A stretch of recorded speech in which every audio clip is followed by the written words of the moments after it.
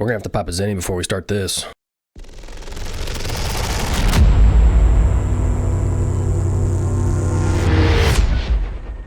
Yeah, I don't condone this, but I also don't really drink that often, so. Boop. Alright, so welcome back.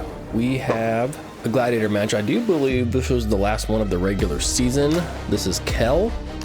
Kel and I played before. We played it in one Gladiator season and another. I had to retire from the first match we played, but he was well on his way to winning that match. We got rained out, so it's not like I pulled out of the match. And I was kind of dealing with an injury, so I basically just forfeited. He's another 4.0 player like myself, but I'm gonna try and channel my inner spirit to put myself back in the mind space that I was during this match. But this was a little while ago, so we'll see how successful I am or not. If you haven't already, hit that subscribe button. If you like the video, go ahead and like it. You can hit the notification bell. I really don't care. I'm gonna be honest with you. This is a hobby, but if you want to watch content, I'm gonna keep cranking out. So let's jump into it. Well, all right. So I am on serve first.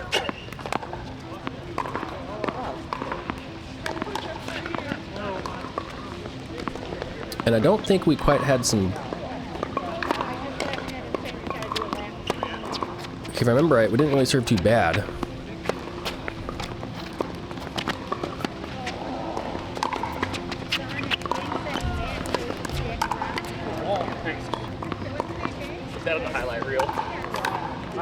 Looks like I'm moving pretty well. We have figured out something with the serve, and we are slapping some hundies at least. Not in this match, but I can start to see some of the serve improvement coming through here. Some of the things I'm working on. It's still not pretty. That's okay.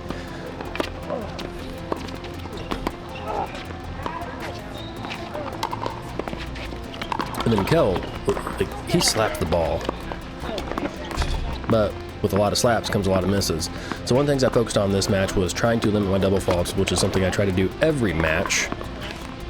When he's hitting the ball hard and well, it's tough to keep up with him power-wise, because he does have a relatively flat shot that penetrates pretty deep through the court.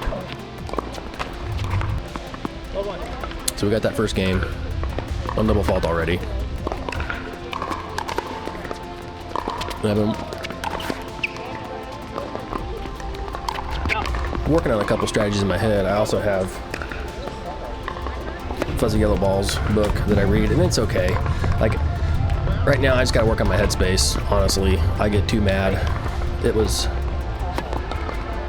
played a Thursday night singles league, and I've always known this, but the way this kid said it, it just kind of resonated. He said, yeah, Angry Joe and Drunk Joe, Angry Joe and Calm Joe are two totally different players. And for some reason that really resonated. Drunk Joe's probably a totally different player too, to be honest with you.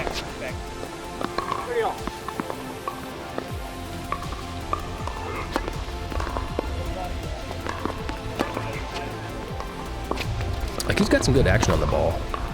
But that's, oh, I whiffed that one. Steve-rack.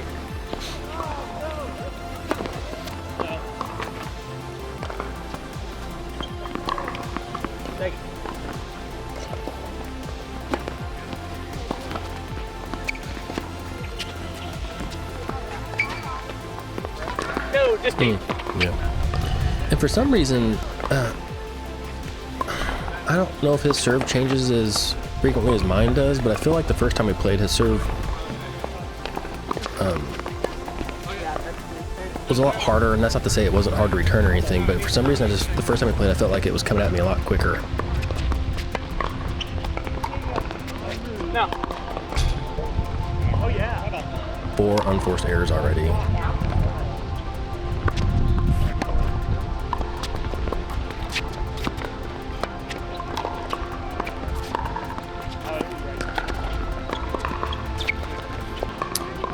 And I do think this match, if I remember right, my backhand wasn't feeling as good. Well, it never feels great. Hi, sir. But I wasn't feeling confident in it, so I do think I did slice a lot on that backhand side, because he did make a comment saying, oh, those slices off your backhand side are getting me. And then it dawned on me that, yeah, I was slicing a bit more. And then I just kind of played it out because, you know, when you kind of openly admit something's giving you trouble, like I'm gonna start picking on it.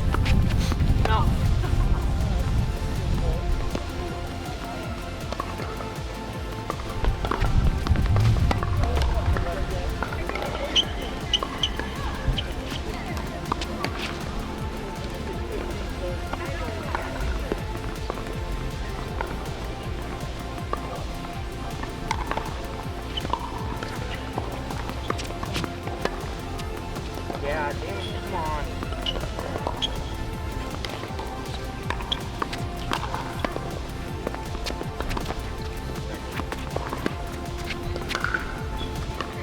See, when he's on though, because it's not like he'll usually miss deep or wide. And when he's hitting those, man, he's a tough opponent. Oh, come on. That's 1-1-2. I've been doing that a lot with my backhand the past couple weeks. And I've not really figured out the root cause. I think it's because I'm still in transition of working on another forehand stroke. And my wrist has been doing something kind of silly lately. That was a good shot. I've been trying to be way more aggressive on shorter balls. I've been playing guys that are very, very fast, and they're getting to a lot of stuff, so I got to get comfortable hitting that shorter ball. Just when I get a shorter ball, hitting it just a little harder and not let them have a chance of getting racket on it.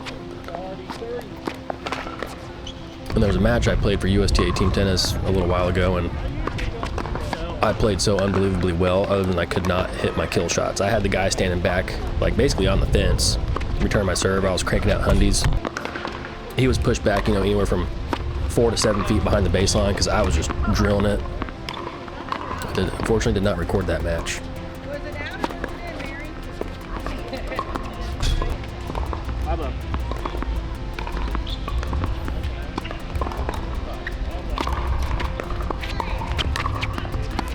Oi. Bubba.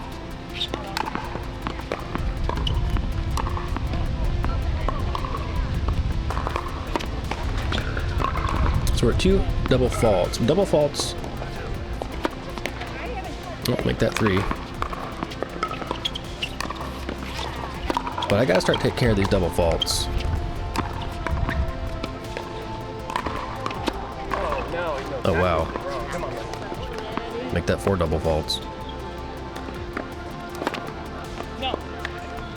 I mean, honestly, the amount of opponents I would beat if I could get my double faults under control is... I'd probably win 30 to 40% more of my matches, to be honest with you.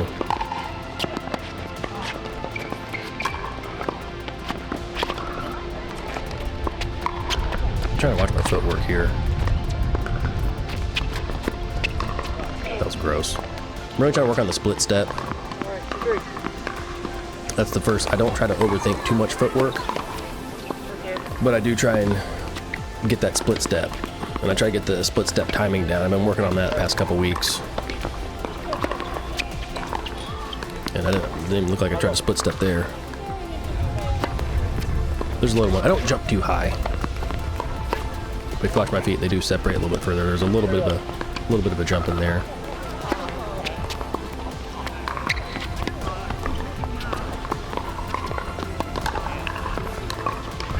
Step in. 35.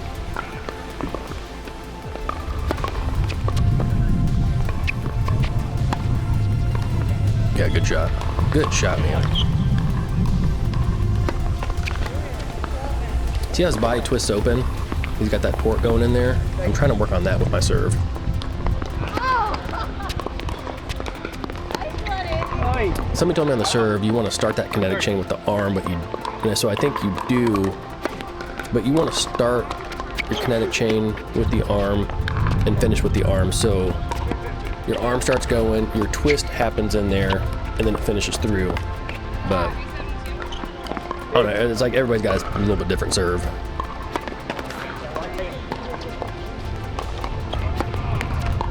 That out.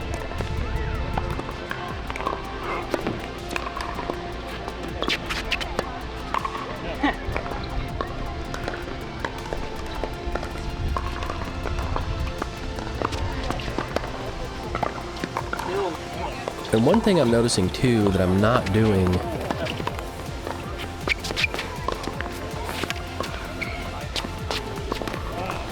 is that there's a strategy I typically employ because I'm left-handed, so there's like one strategy I can go to and it works fairly well. And I'm not gonna tell you what it is just yet, but I've been trying to do other things. And if I could just stick to that strategy good shot, when I know it's working, again, I probably win more matches. Sir.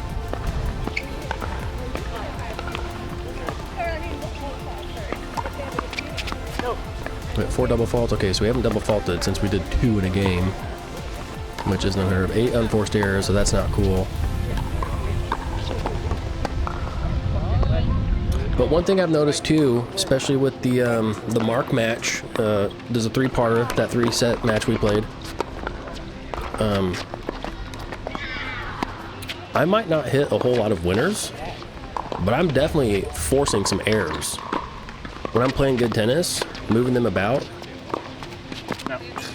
you know, so if that's, I used to think I'd try to hit more winners, but, you know, if I can force the issue and get the point that way, make them come up with the shot, then that might be more of a long-term strategy I employ. So, like I said, not quite pushing, like I'm not looking for the unforced, I mean, I'd love the unforced error from the opponent, but if I can get them if I can force that error on them,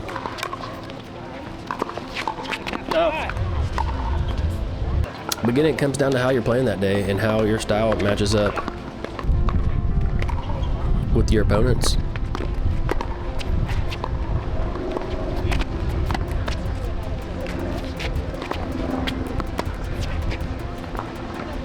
Yeah, too good. Too good. Man, see, he can just smoke them from like way back there. I think he's got a lot of wrist in his swing. Tons of power comes off the wrist play.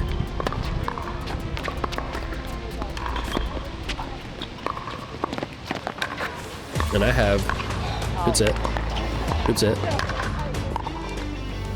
And I have good wrist play. The problem is I come up over it as opposed to kind of through it with the relaxed wrist, kind of like the forward whip motion. I have a lot of up, and that's kind of why that's where my natural topspin comes from. You'll see I have a monstrous brush stroke, and I'm actually trying to hammer or drive through that shot a little more. But set 1 we got in the bag. You know, we didn't have to play too aggressively, you know, and maybe Kel was trying to settle into the match. I know USTA, for some reason, I get super nervous, and it takes me almost a whole set to kind of settle into the match. And I think I've attributed that to being on the team and not wanting to let the team down. But I gotta get past that. You're either gonna win or you're gonna lose, but for some reason, so it's not subconscious, it's in my conscience at this point. And then definitely, because the adrenaline's floating a little bit more. These Gladiator matches, I don't have the same thing, and I don't have the same issues when I'm playing USTA tournaments or UTR tournaments or whatever the case is. So we're trying to get past that, and I don't really record the team tennis ones just because it's technically like a bit more official, and I don't want to. With the Gladiator, like I don't take it as seriously as like my USTA matches or tournaments or anything like that. And that's not to say Gladiator isn't serious. Like, it's a lot of fun. I enjoy doing it. But I don't want to make my USTA opponent nervous by putting them on camera. And it's not to say, you know, even if I record it, I don't tell them I'm going to put it on YouTube. I make the video, show them the video, and then ask if I can. And if they don't want me to, that's totally fine. If you stuck around, thank you. Very much appreciate it. If you have any advice whatsoever, please feel free to put it in the comments. Like, I'm looking for any of the advice I can get.